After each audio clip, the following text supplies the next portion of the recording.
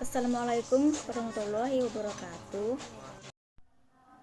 Kami di sini akan menjelaskan tentang analisis sistem penerimaan mahasiswa baru di perguruan tinggi XYZ. Baik, saya di sini akan menjelaskan tentang analisis sistem penerimaan mahasiswa baru di perguruan tinggi XYZ.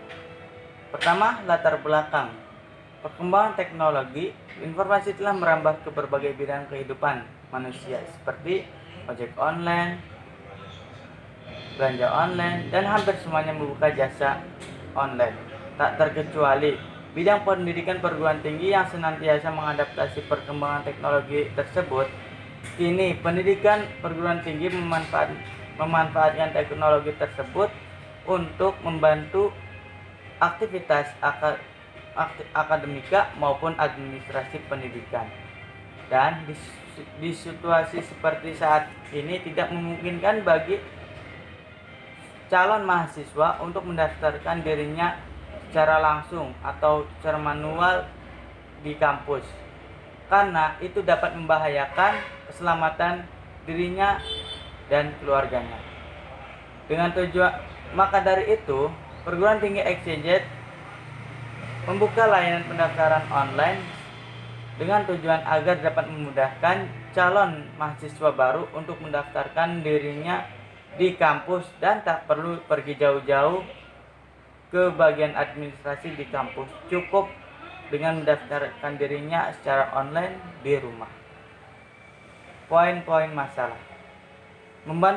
Pertama, membantu mempermudah pendaftaran bagi mahasiswa baru secara online.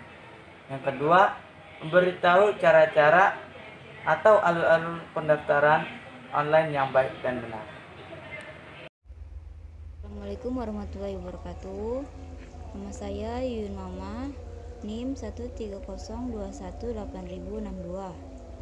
Saya di sini akan menjelaskan tentang diagram konteks dari sistem penerimaan mahasiswa baru. Di dalam diagram konteks ini terdapat entitas-entitas. Yang pertama, calon siswa, kedua, kepala sekolah, ketiga, bank, dan keempat, ketua yayasan. Dari alur data flownya, yang pertama, calon siswa mengumpulkan data calon siswa ke sistem. Kemudian sistem memberikan formulir ke calon siswa. Dari bank juga menginput dan data calon siswa ke sistem. Kemudian sistem memberikan formulir ke bank. Dari sistem mengirimkan beberapa laporan ke ketua yayasan, yakni laporan pendaftaran, data siswa, dan laporan pembayaran. Kemudian sistem juga mengirimkan laporan ke kepala sekolah, yakni laporan data siswa dan laporan pembayaran. Nah, selanjutnya saya akan melanjutkan untuk diagram dividi nol. Di dalam dividi nol ini mempunyai 4 proses. Yang pertama, pendaftaran. Kedua, tes seleksi. Ketiga, pembayaran. Dan keempat, pembuatan laporan. Dalam dividi nol ini juga terdapat beberapa entitas, yakni calon siswa, kepala sekolah, bank, file data siswa, file hasil tes, bagian administrasi, dan file pembayaran serta ketua yayasan. Nah, untuk data flownya yaitu dari calon siswa menginput data siswa ke proses pembayaran. Kemudian calon siswa mendapatkan formulir dari proses pendaftaran. Nah, bank juga menginput data siswa kemudian bank mendapatkan formulir dari proses pendaftaran. Nah, dari proses pendaftaran atau data siswa akan disimpan ke entitas yang bernama file data siswa. Nah, pada tes seleksi ini akan menginput tes seleksi. Nah, tes seleksi ini akan diproses. Kemudian dari proses seleksi ini akan memberikan hasil tes nilai kepada siswa. Setelah itu, data akan disimpan ke entitas yang bernama file hasil tes. Setelah hasil tes selesai, maka akan dilanjutkan pada proses pembayaran. Pada proses pembayaran, calon siswa memberikan atau menginput formulir proses pembayaran, akan memberikan kwitansi pembayaran, bukti pembayaran kepada calon siswa. Kemudian, proses pembayaran akan membuat laporan pembayaran ke bagian administrasi. Lalu bagian administrasi akan memberikan data pembayaran kepada proses pembayaran. Setelah proses pembayaran selesai, akan dibuatkan laporan pada proses pembuatan laporan. Pada proses ini, semua data proses pembayaran akan dikirimkan pada file pembayaran. Kemudian, dari proses pembuatan laporan itu juga akan memberikan beberapa laporan, yakni laporan data siswa, laporan pendaftaran ke ketua yayasan.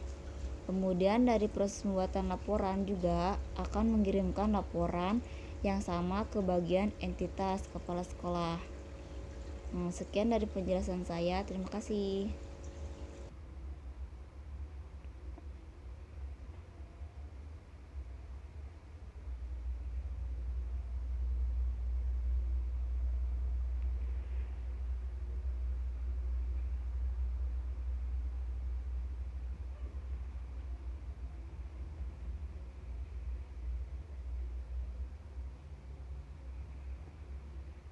Assalamualaikum warahmatullahi wabarakatuh. Saya Diah Rudiah, NIM 1302-18040. Di sini saya akan menjelaskan tentang bagian flowchart. Flowchart ini, dalam bagian ini ada tiga kolom yang terisi. Yang pertama, dari kolom pertama itu ada calon siswa. Yang kolom kedua itu tata usaha. Selanjutnya kolom ketiga itu ada sistem. Nah, di sini yang kolom pertama ada calon siswa. Pertama mulai dari start calon siswa mulai mendaftar, dan dari tata usaha itu, dan di sini saya akan menjelaskannya dari bagian poin-poinnya, yang mulai dari calon siswa, tata usaha, dan sistem. Pertama,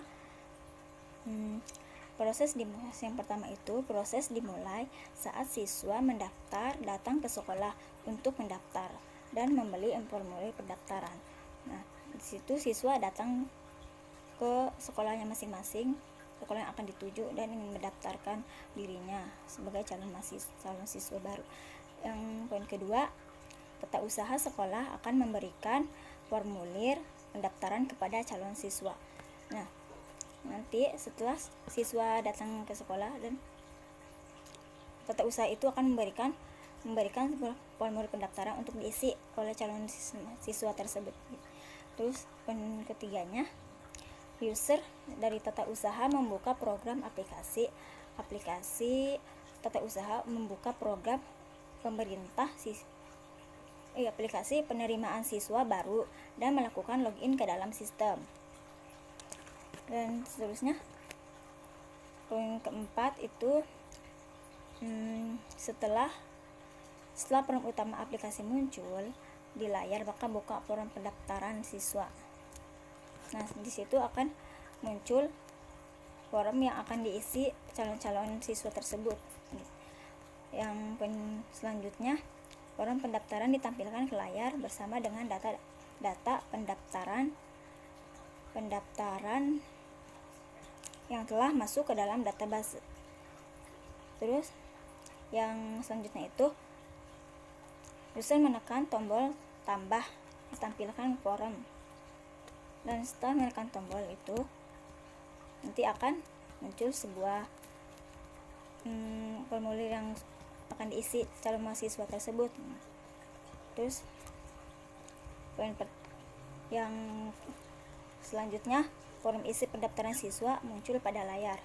Dan setelah diisi akan muncul pada layar, formulir itu akan muncul pada layar tersebut. Yang kelima, jika user menekan tombol exit. Yang kedelapannya, jika user menekan tombol exit atau close pada form, maka form akan tertutup dan proses berakhir. Di situ setelah menekan tombol keluar atau close itu sama aja, maka form tersebut akan berakhir, atau setelah isi akan menekankan tombol exit setelah berhasil semuanya terselesaikan. Yang 9, selanjutnya user mengisikan nomor pendaftaran yang ada di form pendaftaran. User tersebut akan mengisi nomor-nomor calon mahasiswa yang mendaftar di sekolah-sekolah masing-masing, sekolah yang mereka tuju. Terus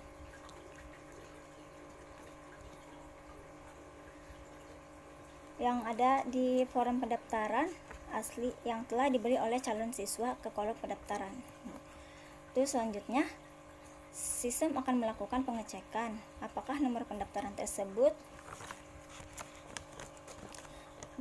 telah diinput atau belum. Jika belum diinput, maka proses itu apabila sudah diinput, maka form itu akan berhasil.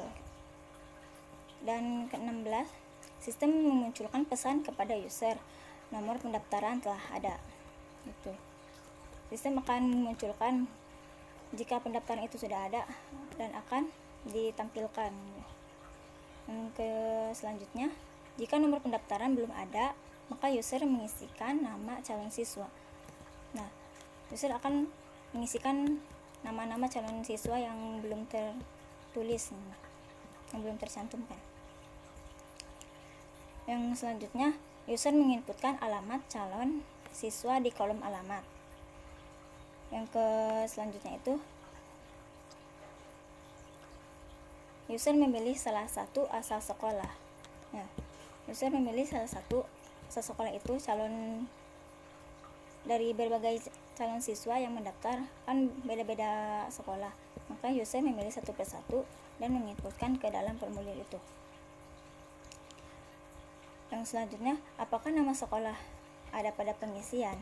Jika nama sekolah sudah ada pada pengisian, maka akan diisikan dari formulir itu sesuai dengan asal sekolahnya masing-masing. Terus selanjutnya, jika ada, maka user akan menginputkan nilai NIM. Nilai NIM itu nilai terbesar dari calon mahasiswa, dari calon siswa. Kan nilai terbesar dari nilai ujian nasional. Jika ada nilai yang paling terbesar, nanti akan diinput nilai-nilai tersebut. Terus selanjutnya, user menginputkan nilai jumlah rapor berakhir. Nilai rapor berakhir itu nilai akhir dari masing-masing calon siswa, itu nilai ujian nasional. Terus selanjutnya, user menekan tombol save pada form. Setelah menginputkan semua nilai-nilai NIM yang calon mahasiswa tersebut, maka user akan menekan nilainya itu akan disimpan secara otomatis ke dalam formulir. Terus selanjutnya, sistem melakukan mandatory untuk setiap kolom isian dan pilihan. Dan poin selanjutnya, apakah semua kolom isian telah berisi dengan benar? Jika sudah benar, maka akan siap disimpan data-data tersebut. Dan jika sudah terisi dengan benar dan lengkap, maka sistem akan mengisi semua keterangan lanjutan dengan nilai false itu. Dan selanjutnya, data disimpan ke dalam database dan pada tabel calon siswa baru.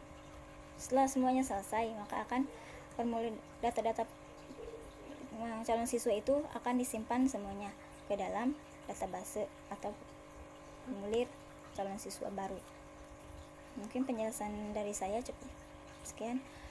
Terima kasih. Wassalamualaikum warahmatullahi wabarakatuh. Oke, selanjutnya yaitu penjelasan ERD-nya. ERD. Nah, di sini ada calon mahasiswa. Calon mahasiswa itu terdapat ID, nama, tempat lahir, tanggal lahir, sama jenis kelamin. Terus alamat, kota, nomor telepon, tanggal daftar, sama ID jurusan. Setelah itu mahasiswa akan mendapat jurusan. Nah, di jurusan ini ada ID jurusan, nama jurusan, jenjang, sama aktivitas. Selanjutnya, calon mahasiswa akan melakukan tes. Nah, di tes ini ada ID calon, tanggal tes, nilai, hasil, sama ID ruangan. Yaitu akan mendapatkan ruangan. Nah, di ruangan ini ada ID ruangan, tata letak, lokasi, sama kapasitas. Selanjutnya, calon mahasiswa akan melakukan pembayaran. Nah, di pembayar ini ada ID bayar, tanggal bayar, ID calon mahasiswa, sama ID jenis bayar. Nah, bayar ini terdiri jenis bayar, beberapa jenis bayar. Nah, di jenis bayar ada ID jenis bayar, nama, sama jumlah. Terus calon mahasiswa terdiri atas mahasiswa sama kelas. Nah, di kotak mahasiswa yaitu atributnya ada 4, yaitu NIM, ID calon, ID kelas, sama tanggal registrasi. Terus ke kelas. Di kotak kelas ada nama kelas, ID kelas, sama status kelas. Mungkin cukup sekian dari kami. Assalamualaikum warahmatullahi wabarakatuh.